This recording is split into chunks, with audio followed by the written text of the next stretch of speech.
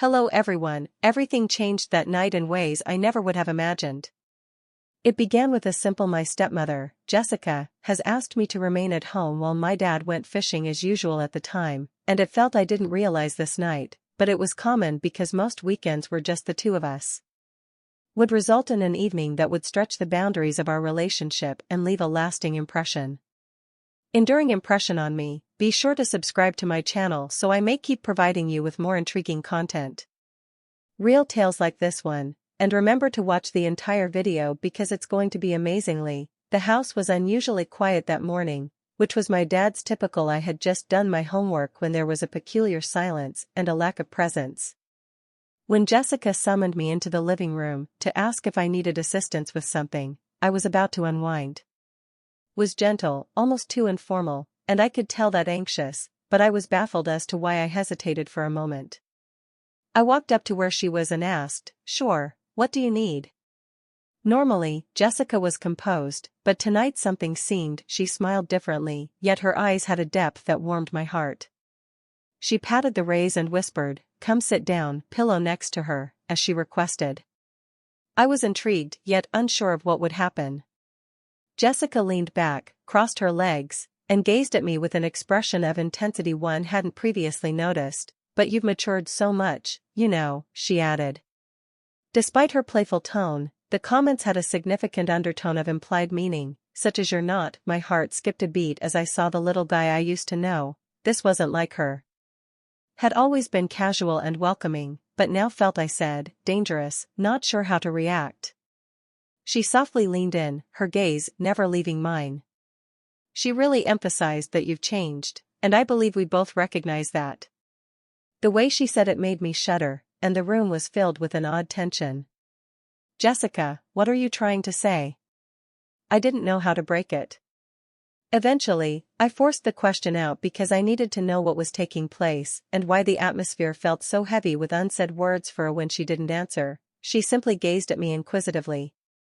After searching my eyes for the appropriate words, she groaned and got up, making her way to the, she said, window. "Your dad is away for the weekend." I nodded as I silently gazed into the yard, which was empty but for the two of us. I had no idea where this talk was going, but I had a knot in my tummy. She turned to look at me, her face, then, as I've been thinking, she started off with a steady yet gentle tone.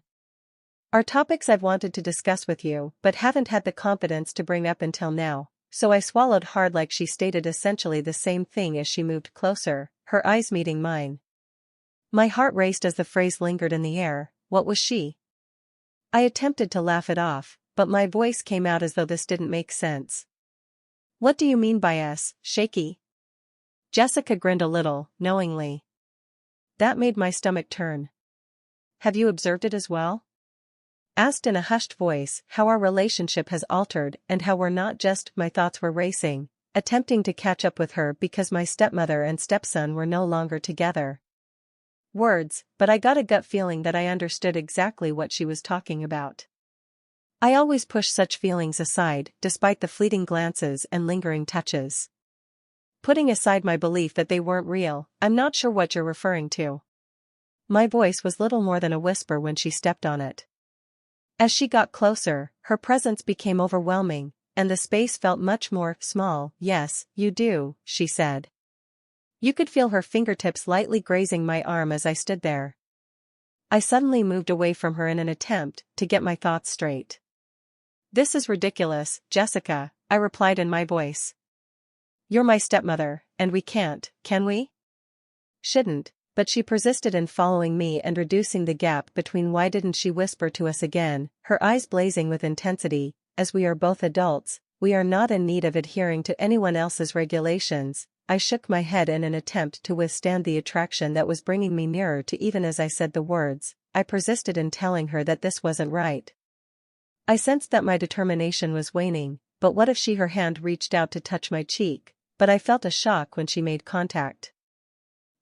And I was momentarily imprisoned in the web she was constructing around us.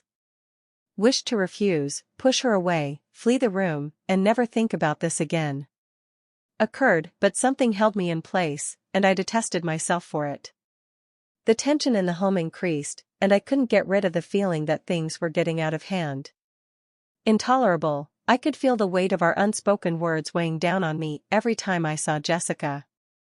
Choking me, but I had no idea how to face it or halt the slow, inevitable. The days blended together as a force pulled us both in the direction of something perilous.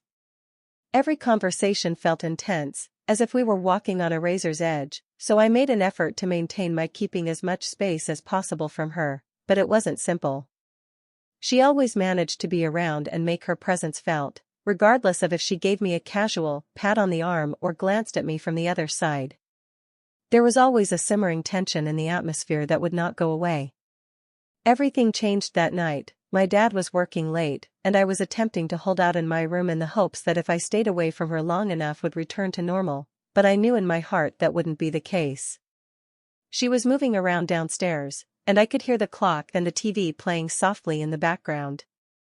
Ticked loudly on my wall, getting harder to ignore every second. In actuality, I considered calling a friend to make up a reason to go, but something prevented me from answering the phone, so I ended up standing outside instead. Listening to the quiet that had descended upon the house from my chamber, it was quite too still, therefore I decided to make a change at that point. Every step I took downstairs felt heavier than the one before, and Jessica was seated on the couch with a glass of wine in her hand, staring at the TV with her eyes averted.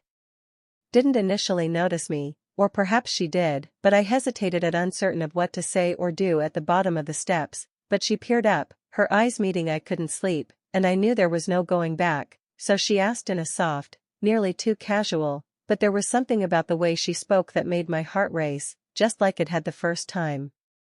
I muttered, not believing what I was saying. Anything more. I moved to the couch and took a seat, making sure to leave as much room as possible. As far away as possible, yet even so, I could sense the intense tension between us. And unsaid, we sat for a short while in silence, the only sound being the soft hum of the TV, her gaze lingering on me in a way that made me feel like she was observing me. I felt a tingling sensation on my skin and was unsure of how to end the silence. Without making matters worse, but she said again before I could respond, and she spoke quietly, scarcely raising her voice above a whisper, as she considered us. Jessica, my heart stopped a beat. We can't began, but she interrupted me before I could finish, asking why she hadn't turned to face me. Me completely. So why do we act as though nothing exists between us when we both know that her remarks deeply affected me and made me desire to dispute and inform her that she was mistaken in believing that we couldn't pursue this course, but the fact was, I had sensed it too, and I no longer had the strength to fight it. I had attempted to ignore the odd attraction between us, which had only gotten stronger. I told myself it wasn't real, but now that I was sitting here with her, I couldn't help but believe it. We can't do this much longer, I murmured, but her voice lacked conviction, and even as I talked, I could tell she was lying. We're doing nothing as her hand rests on the couch between us. We're not hurting, she said in a low, strained murmur. Anybody. I shook my head in an attempt to dispel the haze that had descended upon my mind. However, I objected weakly, and she stretched out and put her. When her palm touches mine, I feel a surge of excitement. Who makes the decision? She asked, her eyes never leaving mine. What's right and what's wrong? I swallowed. My heart was pounding so fiercely that I wanted to pull away and tell her to stop, but I was trapped in the moment, unable to move. We don't have to follow other people's feelings, which I had been suppressing for a long time. Rule, she said as she traced patterns with her fingers on the back of my hand. We can make a decision for, were we correct? I tried to ignore her voice by closing my eyes. Of her touch, but it didn't help since the barriers I had put up around myself were coming down. And I was unsure of how to stop it before I could speak or collect. She leaned in closer, her lips grazing my ear as she had the strength to pull away. She muttered, "Tell me you don't feel it too," and her words made me shudder. Spine, and I detested the way my body reacted to her despite my desire to giving in. I started to object and tell her that this was wrong.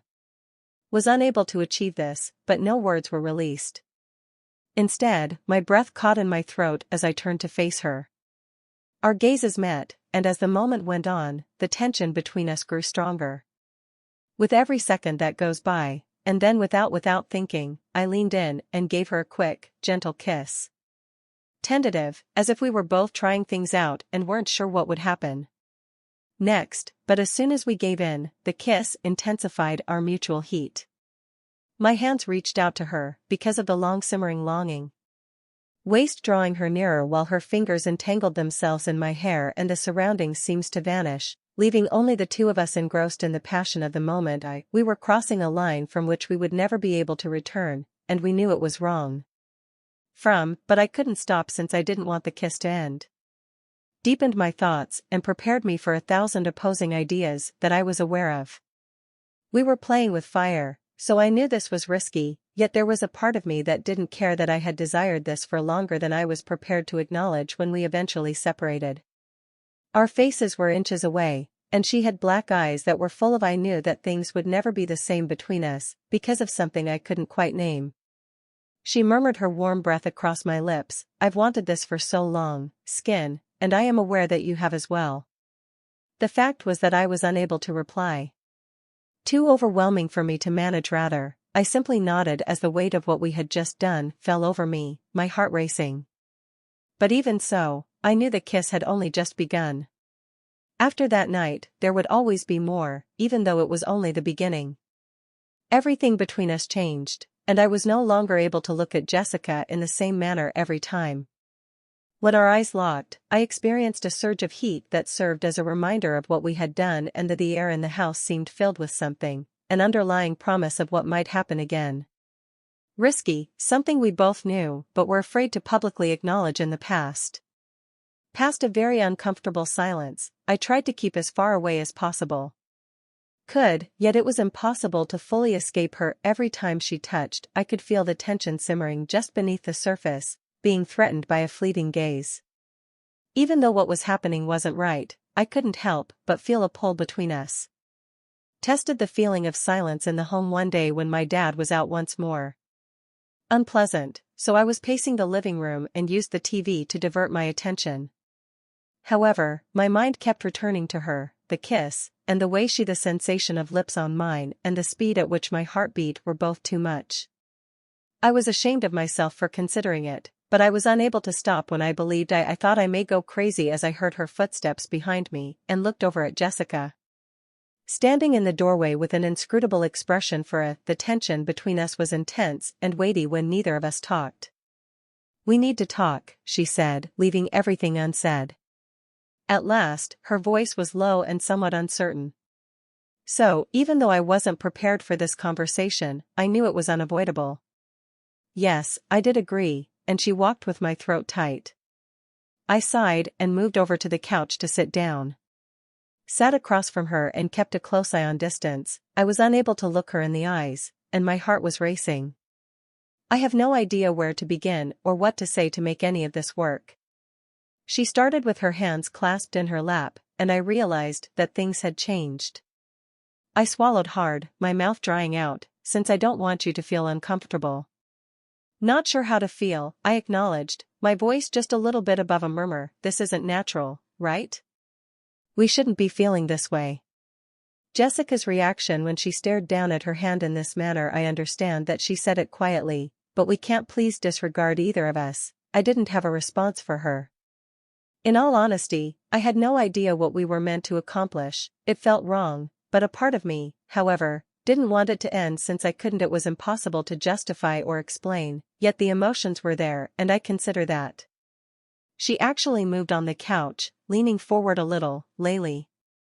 Night all the time," and her voice was just a little bit higher than a whisper. My breath caught in my throat as I tried to stop thinking about it. Tell her that I considered it as well and that it troubled me often. But I simply couldn't bring myself to say the words. Nodded, my heart pounding, and we were silent for a long time, filled with I could feel the tension rising once more under the weight of what we weren't saying. The same perilous attraction that initially drew us to this route, and I then replied, "I think about it too," before I could stop myself. Before I could retract my statements, they were spoken, and after they were speaking, they couldn't be undone. Jessica's eyes met mine. And I realized then that there was no turning back. We had gone too far, and now she remained silent when we were on the precipice of something even more hazardous. Initially, but the expression in her eyes gave me all the information I required to understand that there was a heat had a need that was similar to mine, which both alarmed and simultaneously alarmed me.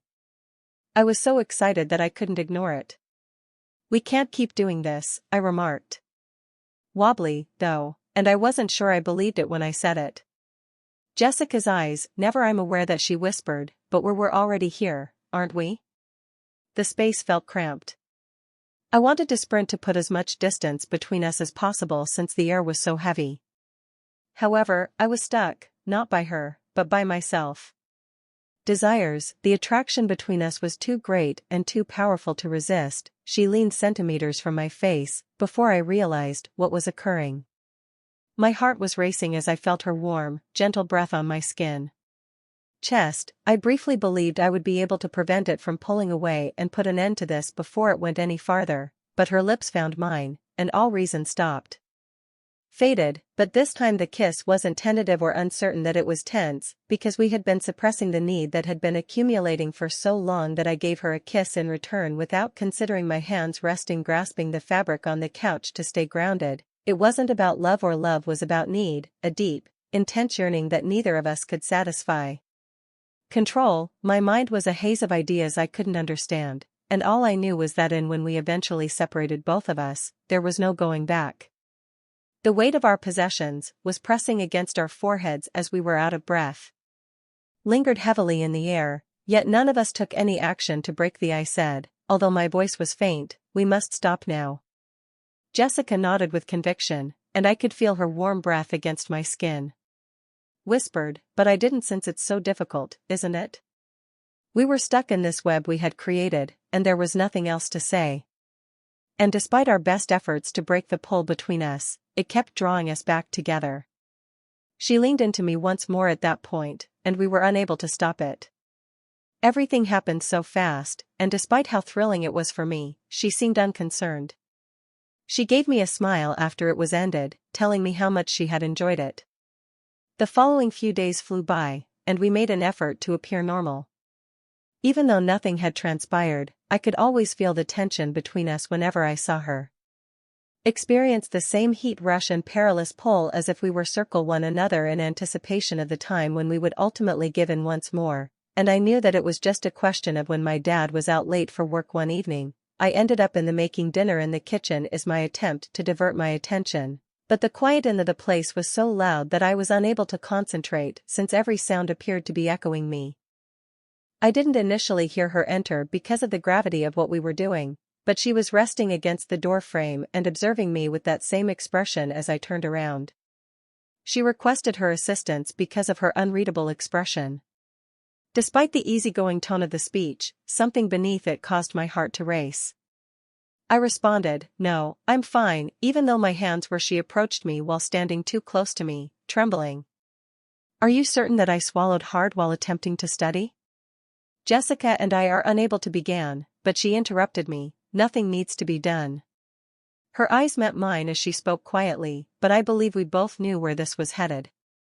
The final words weighed heavy between us, and I wanted to fight and wanted to correct her, but I was unable to do so because I knew in my heart that she was correct. While we stood there silently, the distance between us grew less.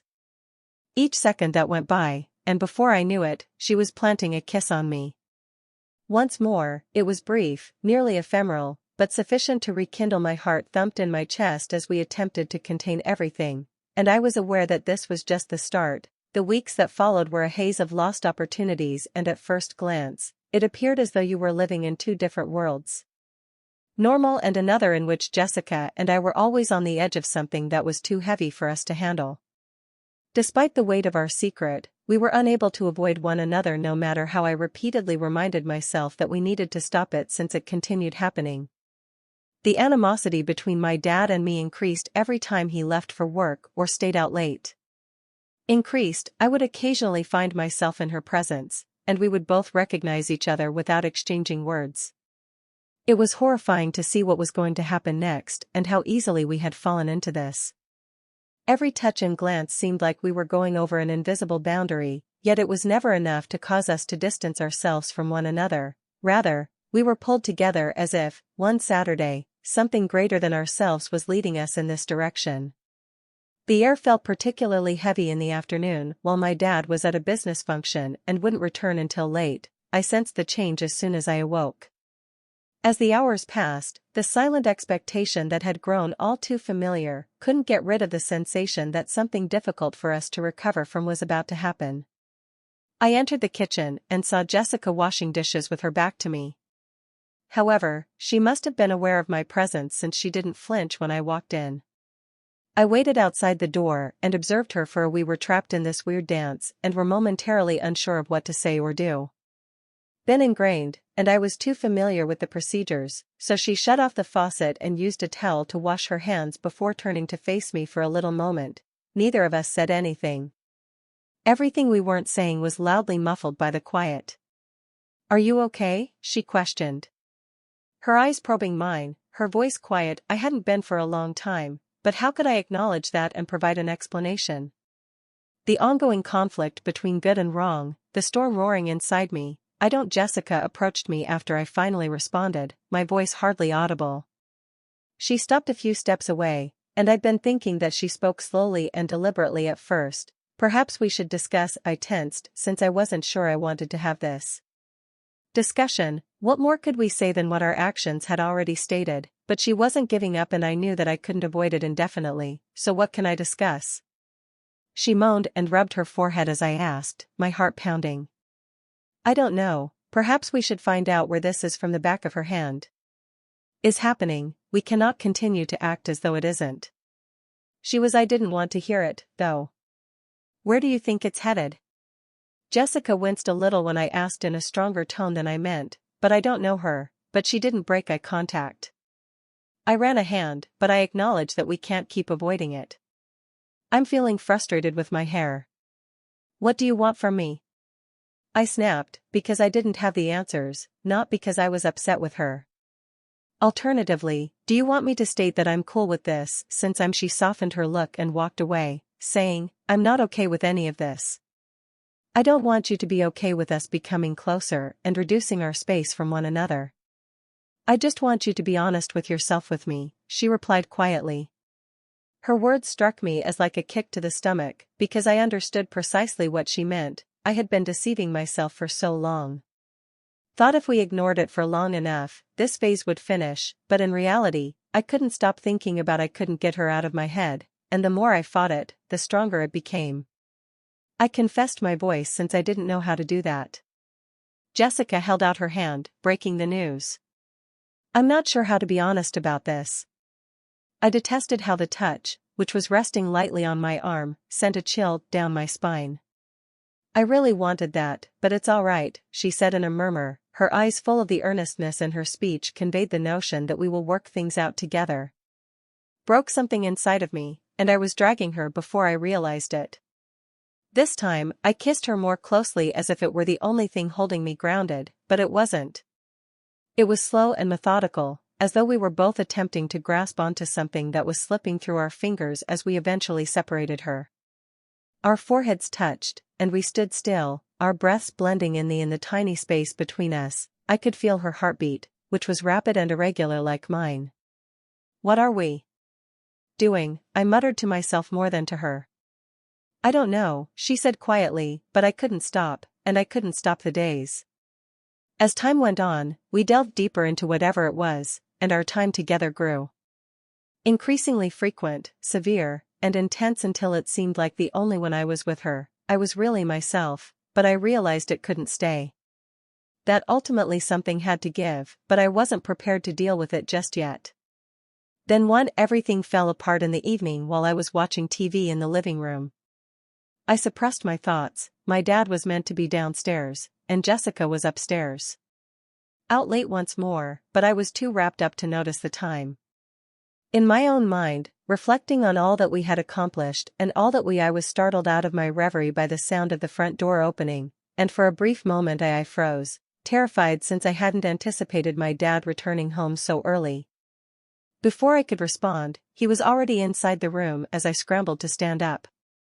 His gaze swept over the living room before settling on me.